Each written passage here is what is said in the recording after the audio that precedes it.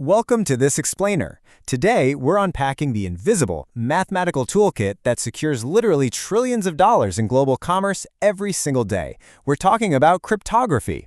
You know, every time you send a text, buy something online, or even just log into your email, there's this silent, incredibly complex operation executing flawlessly in the background.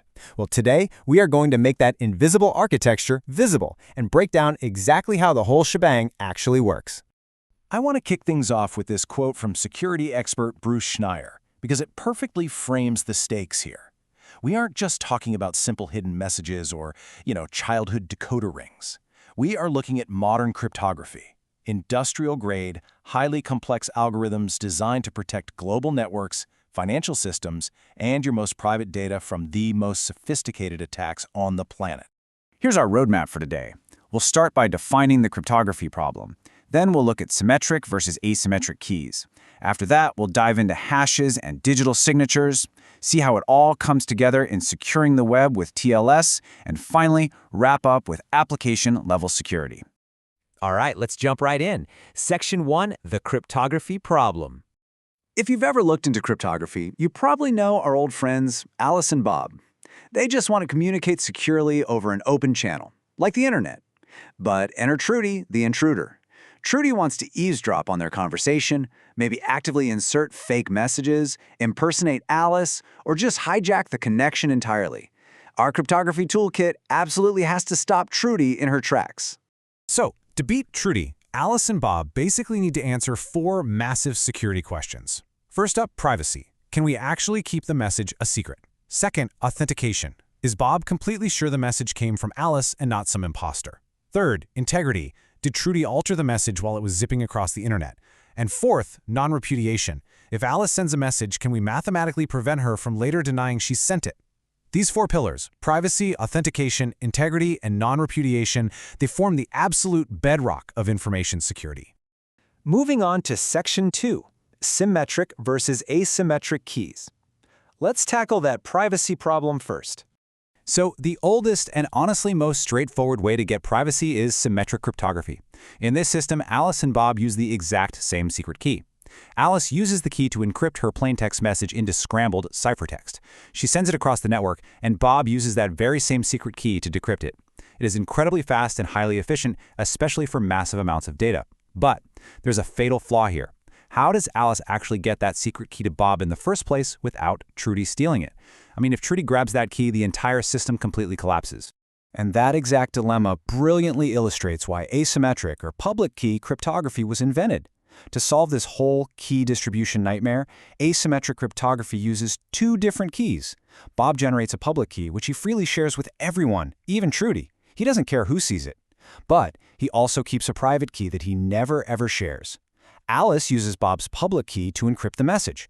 And here's the magic. Once it's locked with the public key, it can only be unlocked by Bob's private key. It's basically a mathematical trapdoor. The downside? Algorithms like RSA are super complex and really slow. So we have this crucial trade-off. Symmetric is fast but hard to share. Asymmetric is easy to share but painfully slow. Which brings us to Section 3, hashes and digital signatures. This is where it gets really clever. To guarantee a message hasn't been tampered with, we use what's called a hash function. Think of a hash as a digital fingerprint.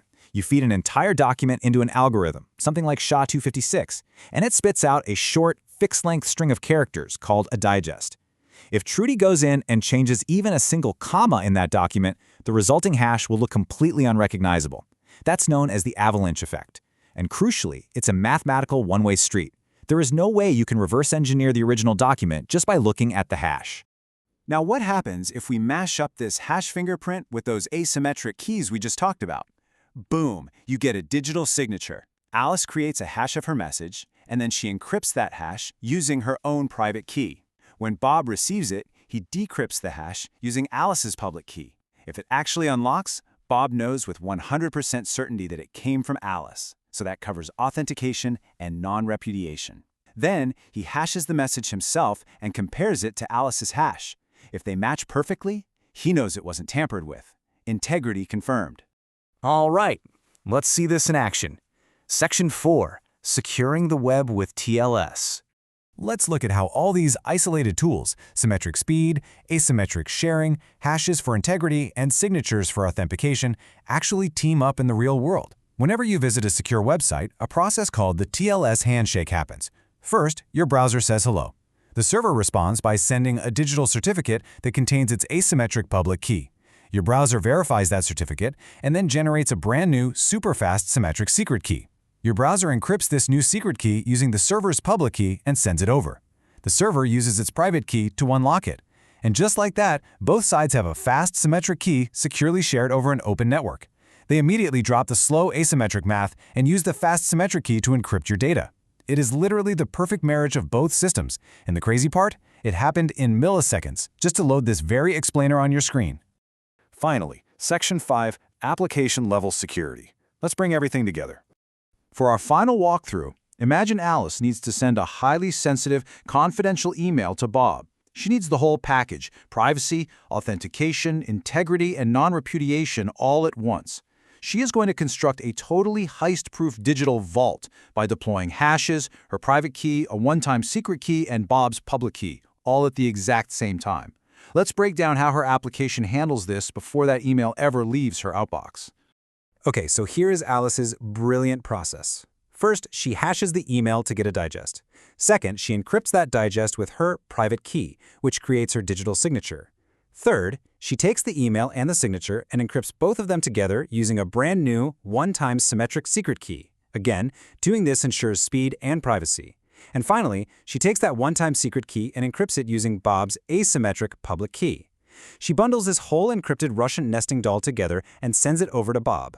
Honestly, Trudy doesn't stand a chance. Now Bob gets his package, and he essentially just runs the entire thing in reverse. First, he uses his own private key to decrypt the one-time secret key. Second, he uses that secret key to unlock the actual email and Alice's digital signature. Third, he uses Alice's public key to decrypt her digital signature, which reveals her original hash digest. And lastly, Bob hashes the decrypted email himself. He compares his hash to Alice's hash, and they match. Boom! Bob has successfully achieved total privacy, confirmed Alice sent it, and guaranteed the message is perfectly intact. It's honestly amazing when you step back and just marvel at the elegance of this math. This entire toolkit, the symmetric speed, the asymmetric sharing, the hashes and the digital signatures, it's working silently in the background of your life every single day to keep your data secure. So I'll leave you with this question to think about. How many times today have you relied on Alice and Bob's hidden toolkit without even realizing it? Thank you so much for joining me on this explainer. Stay curious and stay secure.